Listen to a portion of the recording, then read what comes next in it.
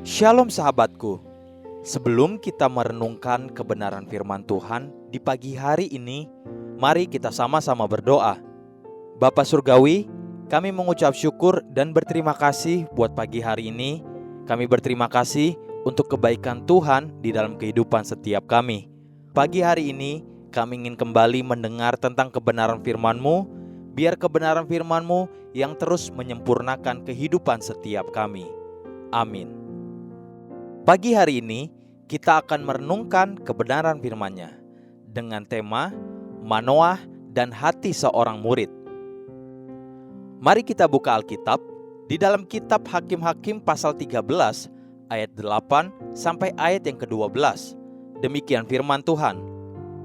Lalu Manoah memohon kepada Tuhan, katanya, "Ya Tuhan, berilah kiranya abdi Allah yang kau utus itu datang pula kepada kami dan mengajar kami apa yang harus kami perbuat kepada anak yang akan lahir itu." Maka Allah mendengarkan permohonan Manoah, sehingga malaikat Allah datang pula kepada perempuan itu ketika ia duduk di padang dan ketika Manoah, suaminya itu, tidak ada bersama-sama dengan dia. Kemudian perempuan itu segera berlari memberitahukan kepada suaminya, katanya kepadanya, "Orang yang datang kepadaku baru-baru ini menampakkan diri pula kepadaku."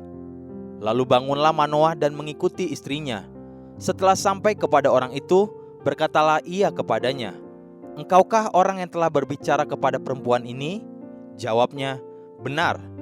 Lalu kata Manoah, "Dan apabila terjadi yang kau katakan itu, bagaimanakah nanti cara hidup anak itu dan tingkah lakunya?"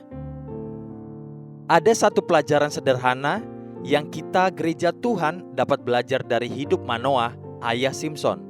Sebagian dari kita mungkin mengenal Simson sebagai pribadi yang gagal, yang telah menyia-nyiakan hidupnya dan pada akhirnya mengalami kegagalan total di dalam hidupnya. Memang benar bahwa Simson telah menyia-nyiakan waktu hidupnya dengan wanita-wanita Filistin, dan yang pada akhirnya mati sia-sia dan ditertawakan oleh orang-orang Filistin. Namun, kita seringkali mengabaikan sisi positif dari Simson, bahwa firman Tuhan di kitab Ibrani telah menempatkan Simson sebagai salah satu dari pahlawan iman yang sejajar dengan Henokh, manusia yang karena begitu eratnya bergaul dengan Allah, dia telah kembali ke surga hidup-hidup, atau sejajar dengan Abraham, dengan Ishak, Yakub, dengan Raja Daud, dan juga dengan serentetan nama-nama pahlawan iman lainnya. Ibrani pasal 11 ayat 32 sampai ayat 34 berkata, "Dan apakah lagi yang harus aku sebut?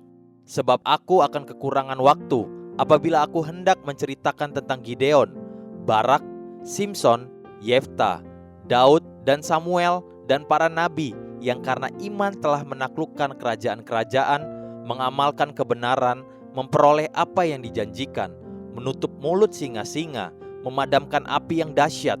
Mereka telah luput dari mata pedang, telah beroleh kekuatan dalam kelemahan, telah menjadi kuat dalam peperangan, dan telah memukul mundur pasukan-pasukan tentara asing."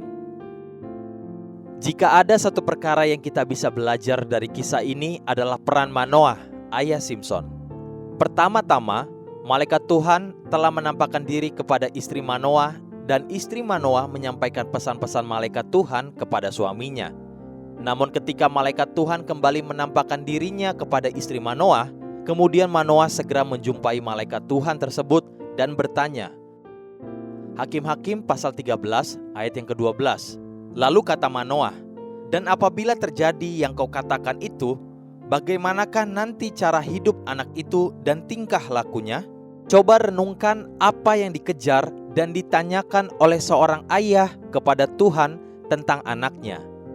Yang ada di benak pikiran Manoah adalah, bagaimanakah aku harus mendidik, menuntun anakku agar dia hidup sesuai dengan tujuan Tuhan nantinya. Simson mungkin saja telah gagal di beberapa kali kesempatan di dalam hidupnya. Dia menghambur-hamburkan waktunya dengan sia-sia. Simson bahkan mati ditertawakan. Namun benih firman Tuhan yang pernah Manoah ajarkan dan tanamkan di dalam diri Simson tidak pernah mati. Kepedulian Manoah untuk mendidik, mengajar, menuntun, dan memberi contoh hidup kepada anaknya Simson pada waktu-waktu terjepit telah tumbuh kembali dan menjadi kuat. Pada saat menjelang matinya, Simson berdoa kepada Tuhan demikian. Hakim-Hakim pasal 16 ayat 30. Biarlah kiranya aku mati bersama-sama orang Filistin ini. Lalu membungkuklah ia sekuat-kuatnya, maka rubuhlah rumah itu menimpa raja-raja kota itu dan seluruh orang banyak yang ada di dalamnya. Yang mati dibunuhnya pada waktu matinya itu lebih banyak daripada yang dibunuhnya pada waktu hidupnya. Ingatkah saudara bahwa tujuan Tuhan atas kelahiran Simson adalah penyelamatan orang Israel dari tangan orang Filistin? Hakim-Hakim pasal 13 ayat 4 sampai ayat yang kelima mengatakan, oleh sebab itu, peliharalah dirimu, jangan minum anggur atau minuman yang memabukkan, dan jangan makan sesuatu yang haram. Sebab engkau akan mengandung dan melahirkan seorang anak laki-laki. Kepalanya takkan kena pisau cukur. Sebab sejak dari kandungan ibunya, anak itu akan menjadi seorang nazir Allah. Dan dengan dia akan mulai penyelamatan orang Israel dari tangan orang Filistin. Justru itu terjadi pada waktu-waktu menjelang kematiannya. Pelajaran penting pagi ini. Sekalipun Simson sepertinya gagal, namun Tuhan tidak melihatnya demikian. Simson justru disejajarkan dengan para pahlawan iman yang telah hidup luar biasa. Simson menggenapi tujuan Tuhan sebab ada bapa yang berdoa, bersedia untuk diajar supaya dapat mengajarkan anaknya bagaimana menggenapi tujuan Tuhan.